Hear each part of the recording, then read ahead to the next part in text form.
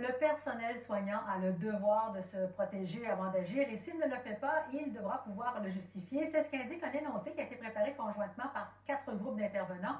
J'en discute avec Sandra Di Palma, elle est coordonnatrice à l'inspection professionnelle de l'Ordre des inhalothérapeutes du Québec. Bonjour, Madame Di Palma. Bonjour. C'est dire à quel point vous vous trouvez devant un dilemme éthique, là, traiter un malade ou vous protéger. Oui, tout à fait. Ce qu'il faut comprendre, en fait, c'est que tous les professionnels ont le désir d'intervenir, mais la situation fait actuellement qu'on doit se poser la question pour pouvoir intervenir le plus efficacement possible en minimisant les risques. Oui, donc ça dit clairement, le personnel soignant a le devoir de se protéger avant d'agir. Ça semble évident au premier abord, mais si on doit intuber une personne pour assurer sa survie et qu'on n'a pas de masque sous la main, on a un choix. Est-ce que ça arrive souvent de vous retrouver dans une situation comme celle-là depuis un mois? En fait, arrive souvent, j'ai pas l'ensemble des statistiques. Par contre, ce sont des situations que les professionnels en soins ont dû auxquelles on dû faire face, en fait.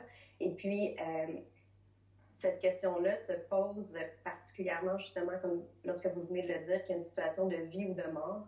Donc, c'est clair que la situation pouvant se présenter, on doit se questionner à savoir, donc, comment on va intervenir. Puis, dans une situation où on parle d'intubation, notamment, c'est clair que là, le devoir et la volonté d'intervenir, donc, peuvent surpasser cette espèce de dilemme éthique. Oui, on est tiraillé à ce moment-là.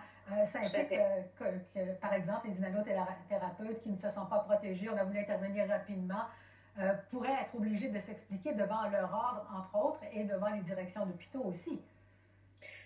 En fait, oui, tout à fait. C'est clair que les deux situations se posent, en fait, que lorsqu'on intervient, qu'on n'est pas protégé de façon adéquate, on peut devenir nous-mêmes à titre de professionnel, donc un vecteur.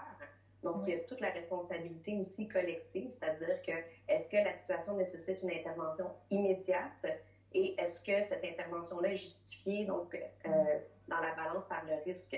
Donc, il y a toute une question de contexte. Évidemment que les ordres professionnels et le réseau sont conscients et s'adaptent, mais c'est clair que c'est une réflexion puis c'est une responsabilité que chaque professionnel de la santé doit se poser. Là. Donc, médecins, infirmières, inhalothérapeutes comme vous, infirmières auxiliaires, on décide d'intervenir, on doit s'expliquer par la suite. Est-ce que ça veut dire que vous pourriez vous-même vous exposer à des sanctions si vous n'arrivez pas avec une justification très claire et qui est finalement acceptée? Écoutez, au niveau des sanctions, au niveau des ordres professionnels, moi, je ne peux pas me prononcer à cet effet-là. C'est clair qu'il y a toujours le contexte qui va être pris en considération. Au niveau des établissements puis des directives d'établissement, encore une fois, chaque établissement a des politiques, des directives sur la façon de fonctionner pour tenter de minimiser le risque. Donc, c'est clair que, oui, il faut être en mesure d'expliquer. Donc, il y avait une situation excessivement urgente. La vie du patient, par exemple, était compromise. Donc, j'ai décidé d'intervenir. C'était plus une situation quotidienne. Donc, j'ai le temps de faire la recherche, d'aviser mon équipe et de trouver le matériel approprié. On s'est interrogé ce matin en se disant, est-ce que c'était vraiment nécessaire qu'il y ait un tel énoncé dans la mesure où, logiquement, on se protège et on va traiter quelqu'un? Est-ce que ça vient aussi peut-être justifier le fait que ça pourrait donner droit à une inhalothérapeute comme vous ou d'autres collègues en santé de ne pas, justement, de refuser de travailler, de ne pas se rendre au travail?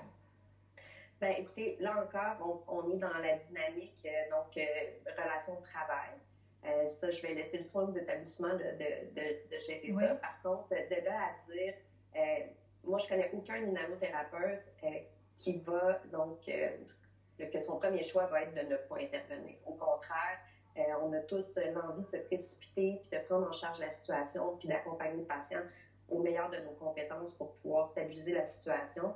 Donc, ce cas de figure-là où on se servirait de cet énoncé pour ne pas intervenir, moi, je le vois beaucoup moins. Je pense que c'est plus le besoin, parce que cette question-là arrive. Qu'est-ce que je dois faire? Qu'est-ce qui est le plus sécuritaire pour moi, pour le patient, pour que je puisse continuer d'offrir des soins au plus grand nombre de personnes? Donc, c'est pas tant... je pense pas que le besoin se faisait sentir pour justifier le fait de ne pas intervenir, mais plutôt pour accompagner les soignants dans leur réflexion. Donc, comment est-ce que je peux optimiser mon intervention? Madame Thibalma, merci d'avoir été avec nous.